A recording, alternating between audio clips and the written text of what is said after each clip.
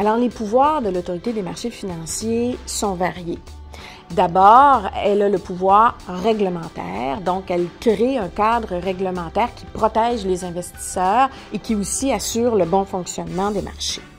Par la suite, elle voit à l'inscription de toutes les personnes physiques, aussi les entreprises. Elle a différents registres qu'on trouve sur son site web que les gens peuvent vérifier. Également, elle fait la surveillance des marchés. Donc, soit de façon récurrente à chaque année ou encore de façon ponctuelle, elle va faire des interventions visant à vérifier si les entreprises inscrites agissent conformément aux lois et aux règlements.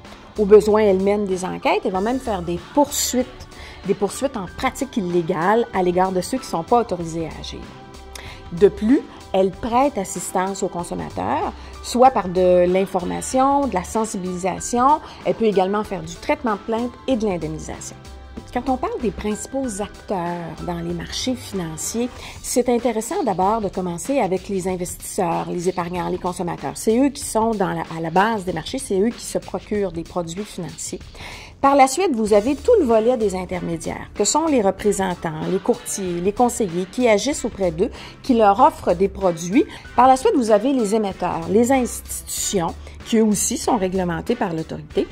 Et l'élément sur lequel je voulais amener votre attention, c'était aussi sur ce qu'on appelle les sentinelles de l'industrie, que sont les auditeurs, les gardiens de valeur, les organismes d'autoréglementation, qui, eux, dans leur champ de compétences respectifs, voient à la bonne conduite de ces acteurs-là dans les marchés. Et finalement, vous avez l'Autorité des marchés financiers, qui, elle, est le régulateur ultime des marchés. D'autres entités sont également réglementées par l'Autorité des marchés financiers. On pense par exemple aux bourses et systèmes de négociation parallèles. On pense aux chambres de compensation, aux agences de traitement d'information, également aux fonds de garantie en cas d'insolvabilité. L'Autorité travaille étroitement avec les autres régulateurs des provinces canadiennes, du Canada ou encore à travers le monde. Il faut savoir que chaque secteur d'activité a, si on veut, son forum de régulateurs. Et donc, à l'intérieur de ces forums-là, se discutent et se décident jusqu'à un certain point les grandes tendances et les grandes réformes en matière d'encadrement et de réglementation.